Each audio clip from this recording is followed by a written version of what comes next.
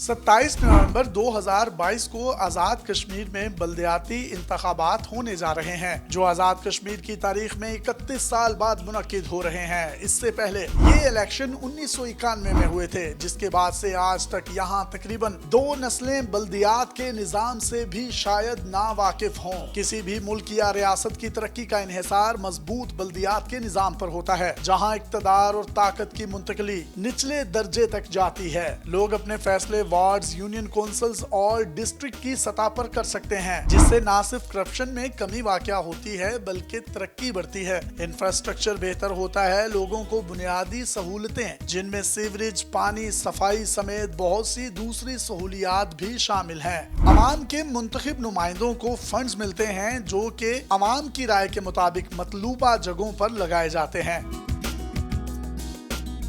बल्दियाती निज़ाम को कश्मीर में 31 साल बाद लाने का सेहरा वज़ीर आज़म आज़ाद कश्मीर सरदार तनवीर इलियास खान को जाता है, जिन्होंने ओपोजिशन जमातों की मुखालफत के बावजूद ये फैसला किया और अवाम को मजबूत बल्दियाती निज़ाम देने का अज़्म किया। अगरचे विफाकी हुकूमत समेत अहम इदारे भी रियासत के इस आईनी हक में उनका साथ नहीं दे रहे, लेकिन इन सब के बावजूद सरदार तनवीर इलियास खान रियासत कश्मीर के लिए ये काम करके अपना नाम तारीख में सुनहरी हरूफ में लिखवाने जा रहे हैं।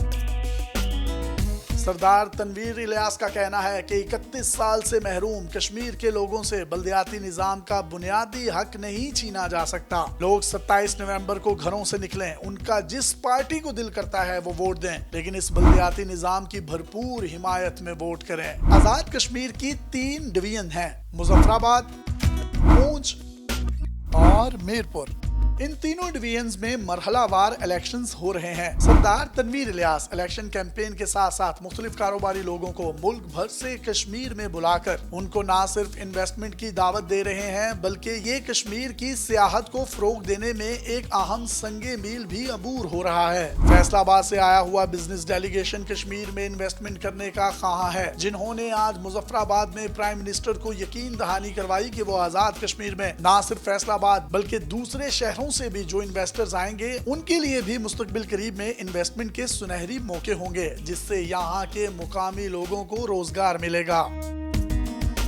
याद रहे, 31 साल बाद मुनक्किद होने वाले ये बल्दियाती इंतखाबात न सिर्फ रियासत कश्मीर के लोगों को बुनियादी हकूक और सहूलतों की फराहमी का एक जरिया बनेंगे, इसके साथ साथ पाकिस्तान तहरीक इंसाफ और इमरान खान साहब का जो इलेक्शन में मंशूर था बल्दियाती इंतखाबात का ऑन टाइम और हर सूबे और रियासत में करवाना, उस ख्वाब को भी शर्मिंदा ताबीर करवाया जा रहा है। 27 नवंबर के ये बल्दियाती इंतखाबात कौन सी जमात जीतेगी, इसका फैसला तो वक्त करेगा, लेकिन जिस तरीके से PTI और सरदार तनवीर इलियास साहब ने अपनी जाती दिलचस्पी इन इंतखाबात में जाहिर की है, उसे हमेशा कदर की निगाह से देखा जाएगा।